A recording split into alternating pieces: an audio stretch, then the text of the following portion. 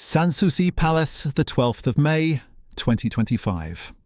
Georg Friedrich Prince von Preußen stands at a podium beside Culture Minister Wolfram Weimer. Behind them, the Rococo terraces Frederick the Great built in 1745, 6 tiers of glass-fronted greenhouses climbing a hillside in Potsdam, vines still growing in the same beds Frederick planted for his figs. The agreement is read aloud. 27,000 objects, paintings, porcelain, furniture, letters, medals, the armchair in which Frederick the Great died, will remain in public museums under a new charitable foundation. The Hohenzollern family receives 3 seats on a 9-member board. The other 6 belong to the state. The family has no veto. All financial claims are dropped. All pending lawsuits are withdrawn. The demand for a permanent, rent-free residence inside Sicilienhof Palace, 176 rooms built for the Crown Prince and his bride in 1917, is abandoned. The castles, the palaces, the art collections amassed across 5 centuries of Hohenzollern rule remain the property of the Federal Republic of Germany. The family keeps 7 decorated tobacco boxes, confirmed as private property by expert opinion, valued at approximately €20 million. 2 of the 7 are loaned back to public institutions. The war over Prussian property, 100 years, 4 political systems, more than 120 lawsuits filed against historians and journalists, is over. The man who lost this war is the great-great-grandson of the last German emperor. The emperor himself died in Dutch exile in 1941, age 82, buried in a garden under a single condition, that his body would not return to Germany until the monarchy was restored. It has not been restored. The emperor's eldest son, Crown Prince Wilhelm, endorsed Adolf Hitler for president of Germany in the spring of 1932, was photographed in an SA uniform with a swastika armband in 1933, and wrote to Lord Rothermere in 1934 that his endorsement had delivered 2 million votes to the Nazi cause. He died on the 20th of July, 1951. The 7th anniversary of the bomb plot against the man he helped bring to power. The Crown Prince's second son, Louis Ferdinand, was investigated by the Gestapo for suspected ties to the resistance and survived the war. Louis Ferdinand's third son, Louis Ferdinand Jr., was killed at age 33, pinned between 2 military vehicles during a Bundeswehr exercise on the 11th of July, 1977. His infant son, Georg Friedrich, was 11 months old. That infant inherited the headship of the House of Hohenzollern at 18. He spent the next 3 decades managing the family's legacy, and the last decade of that period demanding that the German government return the castles, the paintings, and a right to live inside the palace where his great-grandfather once served Hitler tea. He settled for the tobacco boxes. The dynasty that held those castles ruled for more than 500 years. What they built, what they lost, and what one clause in a 1994 law did to their claim is the subject of everything that follows. The House of Hohenzollern is first documented in 1061 at a castle on a hilltop in Swabia. The family's ascent to European power began in 1415 when Frederick VI of Nuremberg was appointed Margrave and Elector of Brandenburg by King Sigismund. Over 5 centuries, the Hohenzollerns accumulated territory, titles, and wealth through war, marriage, and statecraft on a scale matched in Central Europe only by the Habsburgs. In 1701, Elector Frederick III crowned himself King Frederick I in Prussia at Königsberg, the preposition of a diplomatic compromise with the Habsburg Emperor, who would not tolerate a king of Zeebrugge territory partly within the Holy Roman Empire.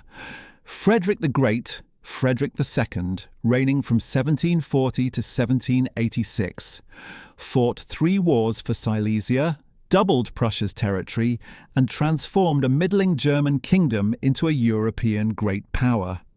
He acquired West Prussia in the First Partition of Poland in 1772 and dropped the preposition. He was King of Prussia.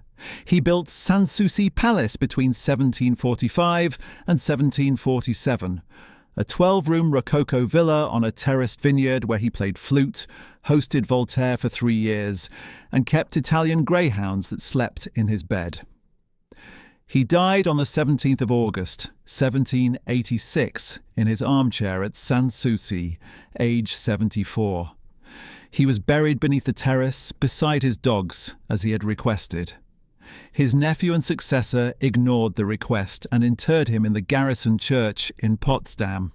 Frederick's body was moved 4 times across 2 centuries, before being returned to the Vineyard Terrace in 1991. On the 18th of January 1871, in the Hall of Mirrors at Versailles, Wilhelm I was proclaimed German Emperor, uniting 25 states under Prussian dominance. At its peak, the Kingdom of Prussia encompassed roughly 348,780 square kilometres, approximately 65% of the German Empire's total area, stretching from the Memel River in the northeast to the Saar in the southwest, with a population of 37.3 million as of 1905. The property portfolio was immense. In Berlin alone, the Stadtschloss, the principal Hohenzollern residence since 1443, Charlottenburg Palace, built between 1695 and 1699, Montbijou Palace, completed between 1703 and 1714, later home to the Hohenzollern Museum from 1877, and the Kronprinzenpalais on Unter den Linden. In Potsdam, Sanssouci, the Neues Palais, completed in 1769, Babelsberg Palace, the Marble Palace, and Cecilienhof, the last palace built by a Hohenzollern, constructed between 1914 and 1917 in the English Tudor style for Crown Prince Wilhelm and his wife Cecilia. Beyond the capital, Rheinsberg Palace, Schwedt Palace, Oleschnitzer Castle in Silesia, Königsberg Castle in East Prussia, and the ancestral Burg Hohenzollern in Swabia. Along the Rhine, Rheinfels Castle, acquired in 1843. The art collections included works by Lucas Cranach the Elder, Adolf von Menzel, Antoine Watteau, and Karl Friedrich Schinkel, along with the Prinzessinnengruppe by Johann Gottfried Schadow. The treasury held the Prussian crown, sceptre, and orb, Baroque ivory furniture, and a table service Frederick the Great had commissioned for the Breslau City Palace in 1750. Kaiser Wilhelm II, Friedrich Wilhelm Victor Albert, born the 27th of January 1859, eldest grandchild of Queen Victoria, acceded to the throne on the 15th of June 1888 at age 29. His grandfather Wilhelm I and his father Friedrich III had both died that year. Friedrich had reigned just 99 days before laryngeal cancer killed him. The new Kaiser dismissed Otto von Bismarck in March 1890, pursued Weltpolitik and a massive naval build-up that antagonized Britain and presided over Germany's entry into the Great War. By November 1918, with revolutions sweeping Germany, the fleet in mutiny at Kiel and soldiers and workers' councils forming across the country, the Kaiser's position became untenable. On the 9th of November 1918, Chancellor Prince Max von Baden unilaterally announced Wilhelm's abdication, before Wilhelm had consented. The Kaiser crossed into the Netherlands by train on the 10th of November, first settling at Amerongen Castle as a guest of Count Goddard Bentinck. He purchased Hoesdorn in 1919 for 500,000 guilders. At least 60 railway wagons transported his furniture, art, porcelain and silver from Germany to the Netherlands. He formally signed his written abdication on the 28th of November 1918. Wilhelm died at Hoesdorn on the 4th of June 1941, age 82, from a pulmonary embolism. Nazi Germany occupied the Netherlands at the time. Per his instructions, he was buried in the garden at Hoesdorn. His body was not to return to Germany until the monarchy was restored. More than 80 years later, it has not been. The abdication left an enormous legal tangle. Hohenzollern assets were seized and administered by the Prussian Ministry of Finance, but the distinction between state property, crown trust property, and private property was fiercely contested when details of a generous proposed settlement with the Hohenzollerns leaked in late 1925. Public outrage was immediate. The Communist Party launched an initiative for a national referendum on complete expropriation without compensation of all formerly ruling princely houses. The Social Democrats reluctantly joined. The Volksbegehren, the People's Initiative, ran from the 4th to the 17th of March 1926. Approximately 12.5 million citizens signed, some 35.5% of eligible voters, far exceeding the 10% threshold required by law. The Reichstag rejected the proposed legislation. A binding national referendum, the Volksentscheid, was scheduled for the 20th of June 1926. The government classified the proposed law as a constitutional amendment, requiring approval not from a majority of participants, but from 50% of all eligible voters. Opponents, the German National People's Party, conservative parties, the churches, and President Hindenburg himself ran a devastating boycott campaign. They urged citizens to simply stay home. Approximately 15.6 million voted. Roughly 14.5 million voted yes. 93% of those who cast ballots. But they represented only 36.4% of all eligible voters. The referendum failed. Democracy's most emphatic expression of public will, 93%, was defeated by the people who did not show up. Following the failed referendum, the Hohenzollern Prussian property settlement was concluded in October 1926. The state retained 75 former royal properties, including the major palaces and their contents. The Hohenzollern family received or kept 39 properties, including Monbijou Palace, Olesnica Castle in Silesia, Rheinsberg Palace and Schwedt Palace. Cäcilienhof became state property, but the family was granted a right of residence, Wohnrecht, for Crown Prince Wilhelm and his wife Cecilia, limited to 3 generations. Kaiser Wilhelm II was reportedly awarded 66 million marks and retained dozens of properties in the Netherlands and Germany. The settlement was the product of legal negotiation, not justice, and it satisfied no one. The left considered it a theft of public assets by a deposed dynasty. The right considered it an insufficient recognition of ancestral rights.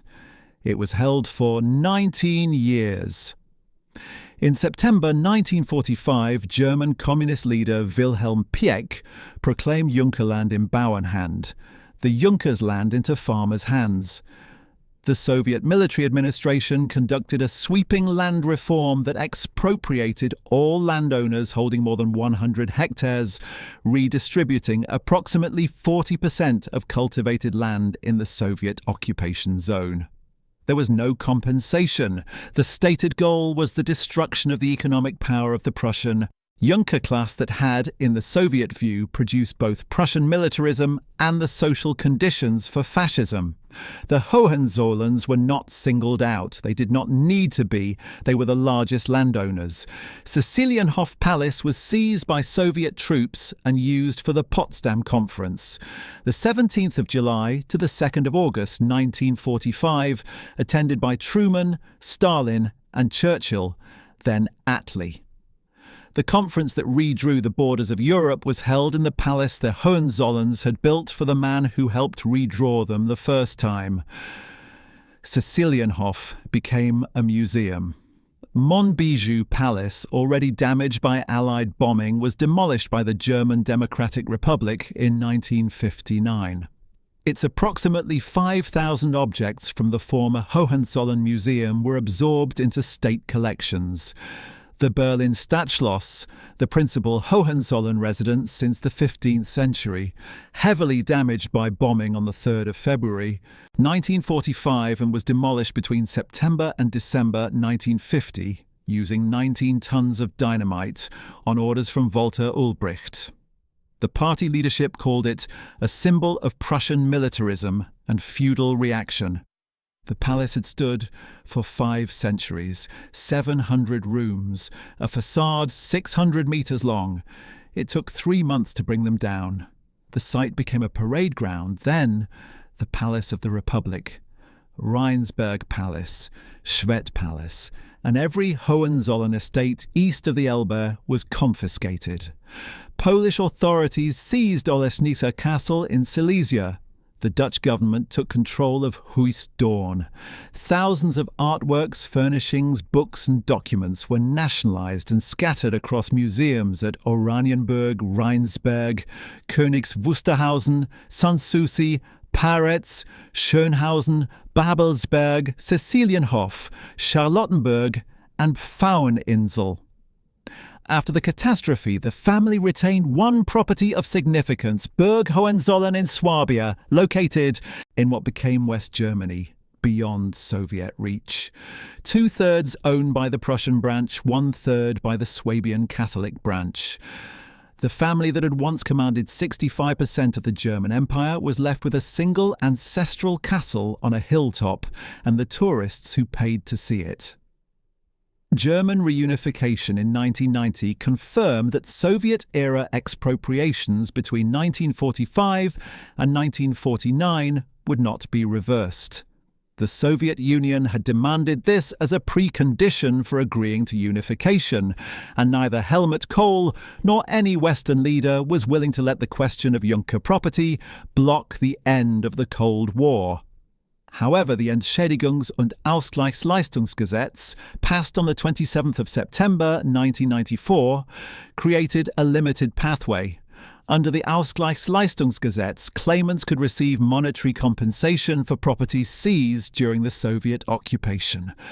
Movable property, art, household goods, personal effects could potentially be returned. But paragraph 1, subsection 4 of the Ausgleichsleistungsgesetz contained a clause that would determine everything. Benefits shall not be granted, the law stated, if the claimant or the person from whom they derive their rights hat dem nationalsozialistischen oder dem kommunistischen System erheblichen Vorschub geleistet, significantly aided the National Socialist or Communist system. The Federal Administrative Court, in a ruling of the 17th of March 2005, clarified that erhebliches Vorschubleisten means the conscious and sustained promotion of the Nazi system with the aim of consolidating it, where the regime derived a not merely insignificant benefit from the behaviour. Post-war denazification rulings were explicitly declared not binding for this assessment. For the Hohenzollerns, the question was precise. Georg Friedrich derives his legal claim from his great-grandfather, Crown Prince Wilhelm. If Crown Prince Wilhelm gave erheblichen Vorschub to the Nazi regime, the entire family was excluded from compensation. Every claim, the castles, the 27,000 objects, the residence at Cäcilienhof, the 1.2 million euros, depended on the answer to a single historical question about one man's actions between 1930 and 1934. The entire Hohenzollern claim, castles, paintings, millions in compensation, depended on whether one man significantly aided Hitler. 3 of 4 historians commissioned to answer said he did. I'm curious what you think. Comments below. Friedrich Wilhelm Victor August Ernst was born on the 6th of May 1882 at the Marble Palace in Potsdam. He was the eldest son of Kaiser Wilhelm II, heir to the throne from birth. He commanded the German Fifth Army at Verdun and later the Army Group German Crown Prince until the armistice. After his father's flight, Wilhelm went into exile in the Netherlands, interned on the island of Wieringen. In November 1923, he returned to Germany after assuring Chancellor Stresemann he would stay out of politics. He took up residence at Sicilienhof Palace. He broke the promise immediately.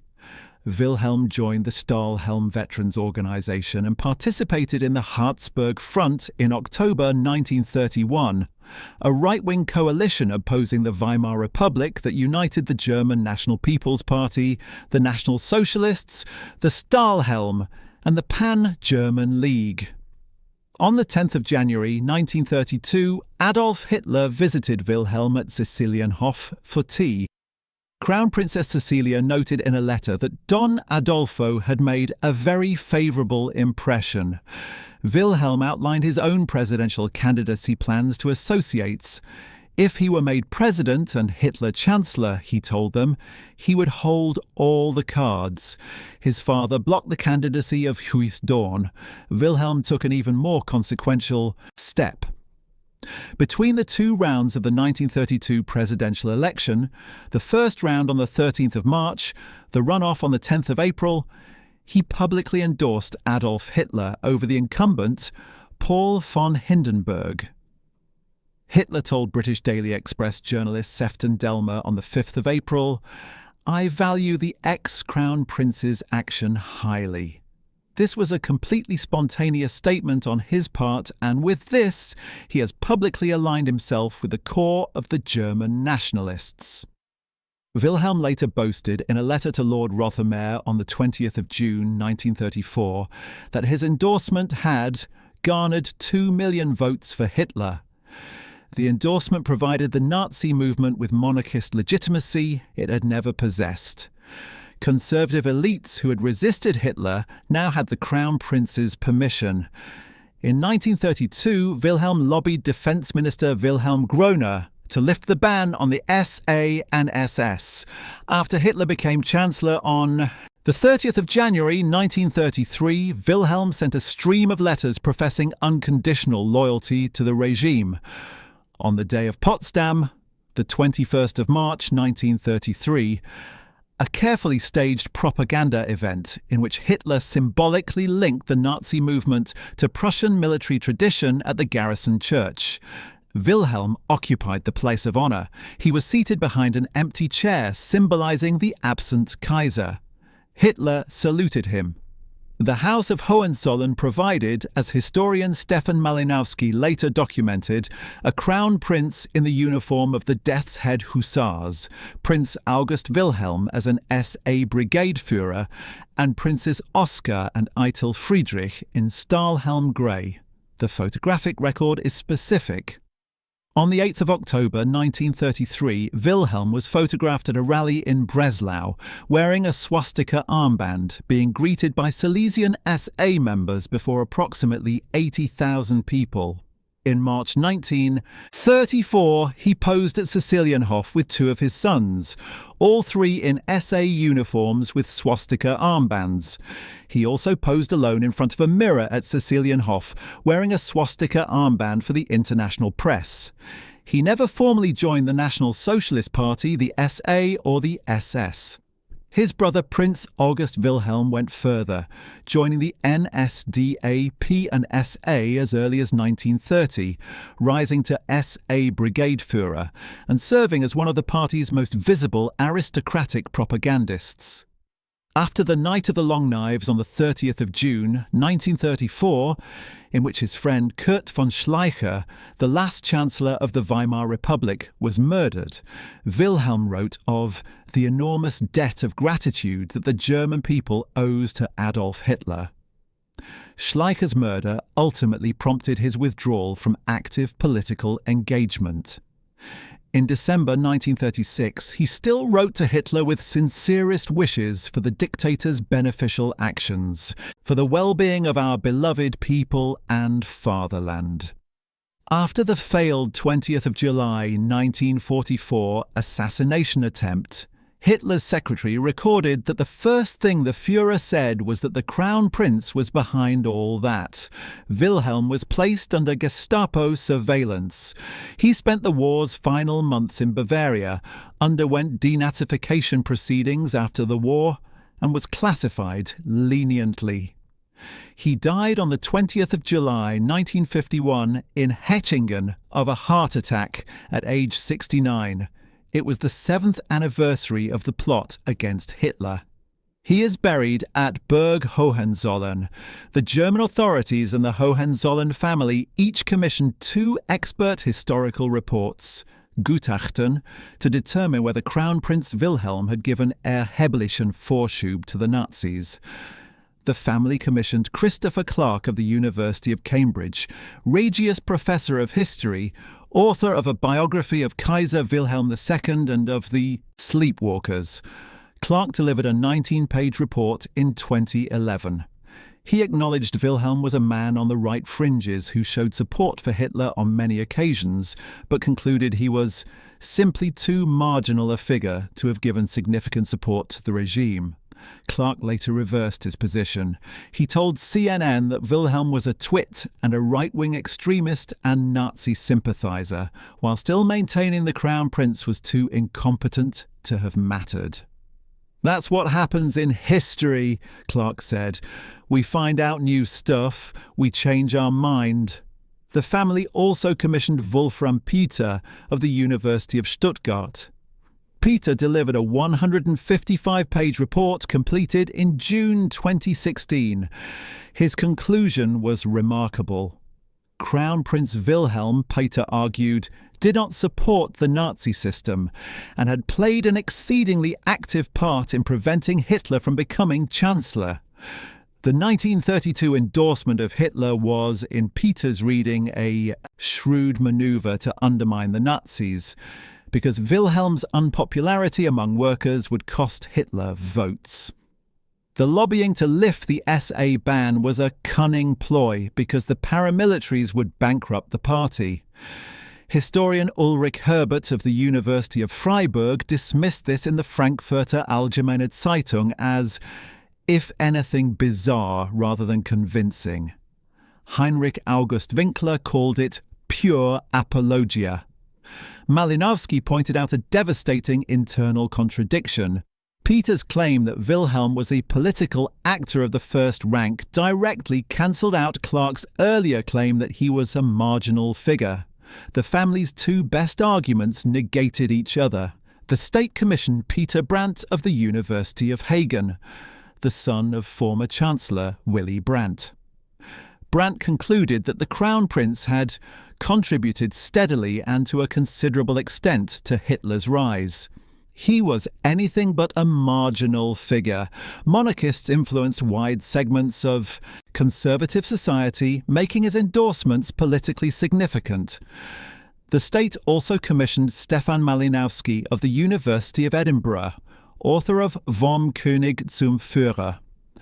Malinowski delivered a 107-page report in 2014, concluding, "There can be no doubt about Wilhelm's support for the creation and consolidation of the Nazi regime." His later book, Die Hohenzollern und die Nazis, published in 2021, was awarded the German Non-Fiction Prize in 2022. All 4 reports were leaked in late October 2019 when satirist Jan Böhmermann published them on the website Hohenzollern.lol during his ZDF Neo show Neo Magazine Royale. The hashtag was Prince Dumm. At a Bundestag Culture Committee hearing on the 29th of January 2020, chaired by Katrin Budde, 4 historians testified. 3 of the 4, Malinowski, Brandt and Stephanie Middendorf of the Leibniz Center for Contemporary History, stated that Crown Prince Wilhelm had considerably abetted the Nazis. Only Benjamin Hasselhorn, called by the CDU/CSU, maintained the question could not be answered unequivocally. Middendorf rejected the characterization of the question as contested among historians. The overwhelming academic consensus, she stated, was that the Crown Prince cooperated steadily with anti-democratic forces. Georg Friedrich Ferdinand Prince von Preußen was born on the 10th of June 1976 in Bremen. His father, Louis Ferdinand Jr., had married Countess Donata of Castel-Rudenhausen in May 1975. On the 11th of July 1977, Louis Ferdinand Jr. was killed during a Bundeswehr exercise pinned between two vehicles. He was 33 years old. Georg Friedrich was 11 months old. When his grandfather Louis Ferdinand died on the 26th of September 1994, 18-year-old Georg Friedrich became head of the House of Hohenzollern. He was at Glenelman College in Scotland at the time. He later earned a degree in business economics from the Freiburg University of Mining and Technology, served 2 years with the Bundeswehr Alpine Troops, and was promoted to Major of the Reserve in May 2011. He married Princess Sophie of Eisenberg on the 27th of August 2011 at the Church of Peace in Sanssouci Park. They have 4 children, twins Karl Friedrich and Louis Ferdinand, born on the 20th of January 2013, Emma Marie, born on the 2nd of April 2015, and Heinrich Albert, born on the 17th of November 2016. The family moved to Potsdam in 2018. In 2014, Georg Friedrich began secret negotiations with the federal government and the states of Berlin and Brandenburg. His demands were specific: a permanent, rent-free, land registry-secured right of residence in Sicilienhof Palace, or alternatively in one of 2 other Potsdam palaces. The return of approximately 10,000 items, later expanding to claims touching roughly 27,000 objects. From a simple coffee spoon, as one negotiator described it, to centuries-old works of art. 266 paintings, including works by Lucas Cranach the Elder, Adolf von Menzel, and Karl Friedrich Schinkel. The armchair in which Frederick the Great died. Approximately 1,000 letters to and from Empress Augusta Victoria. The imperial crown and sceptre at Charlottenburg. 1.2 million euros in cash compensation for expropriated land. A say in museum exhibitions and publications on Prussian history. The family also pursued Rheinfels Castle on the Rhine, filing a claim in June 2019. The Koblenz court dismissed the claim. When negotiations stalled, the Hohenzollerns escalated. In 2016, they began withdrawing items on loan to museums, including a marble cherub from 1705 and an 1826 bust of Friedrich Wilhelm III from Charlottenburg Palace, to pressure authorities into concessions. The tactic was legal. It was also noticed. Far more visible was the litigation campaign. The family's lawyer unleashed what academics described as a SLAP, strategic lawsuit against public participation. By 2020, more than 120 injunctions and lawsuits had been filed against historians, journalists and media outlets, targeting Stefan Malinowski, Eckhard Konzi, Martin Sabro, Karina Urbach, Eva Schlotthäuber of the German Historians Association, Der Spiegel, Die Zeit and the transparency platform Frag den Staat. At the Berlin Regional Court alone, 47 decisions were rendered. The Open Knowledge Foundation Germany created the Prinzenfonds, a crowd-funded legal defense fund for threatened scholars. Georg Friedrich insisted he had never sued over critical reporting, only false or defamatory statements. The dispute detonated in July 2019 when Der Spiegel and the Tagesspiegel revealed the secret negotiations and the full scope of the Hohenzollern demands. Former Bundestag President Wolfgang Thierse exclaimed, "We're not living in a monarchy anymore." Federal Culture Minister Monika Grütters called the residents' demand presumptuous. Die Linke launched a Brandenburg People's Initiative under the slogan Keine Geschenke den Hohenzollerns, no gifts for the Hohenzollerns, collecting approximately 23,000 signatures. The Greens demanded the Bundestag formally declare Crown Prince Wilhelm had given erheblichen Vorschub. In June 2019, a letter from the Bundeskanzleramt rejected the Hohenzollern demands, stating there was no suitable basis for negotiations with promise of success. The negotiations collapsed. The lawsuits continued. If you're enjoying this, subscribing is the best way to support the channel. It's free and it helps us keep going. On the 9th of March 23, Georg Friedrich announced he was withdrawing the lawsuit seeking compensation under the Ausgleichsleistungsgesetz, the €1.2 million claim for Brandenburg properties and claims for approximately 4,000 expropriated works of art. He stated he hoped this would open the way for an unencumbered historical debate on the role of my family in the 20th century, following the end of the monarchy. He added the phrase that became his most quoted, "Anyone who panders to right-wing extremism cannot be a tradition setter for our house." He conceded Crown Prince Wilhelm had sought close ties with the regime, while maintaining it cannot be clearly proven that his ancestor gave substantial support. Historian Malinowski called the move belated and therefore insincere. Fresh negotiations commenced in autumn 2024. Culture Minister Wolfram Weimer, newly appointed in the government of Chancellor Friedrich Merz, took charge of the federal side. On the 12th of May 2025, the settlement was announced at Sanssouci. The terms were precise. A new non-profit foundation, the Stiftung Hohenzollernscher Kunstbesitz, the Foundation for Hohenzollern Art Property, would receive approximately 27,000 objects from the former Hohenzollern Museum. A 9-member board with 6 representatives of public authorities and 3 Hohenzollern representatives would govern the foundation. The family would hold no veto power. All objects would remain in the physical custody of the Prussian Palaces and Gardens Foundation, the Prussian Cultural Heritage Foundation, and the German Historical Museum. The most valuable items, including the Prinzessinnengruppe by Shadow and Der Tanz by Watteau, would become direct state property.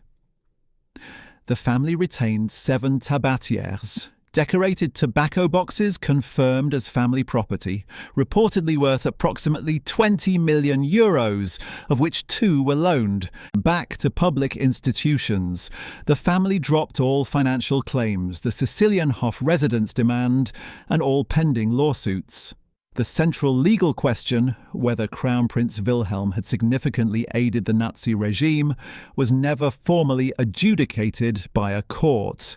Weimar declared the agreement a tremendous success for the cultural location of Germany and the art-loving public. For 100 years, he said, there had been perpetual uncertainty about objects central to the history of art and collecting by Prussia. The agreement ended a conflict that had cost both sides time, money, and energy over many years.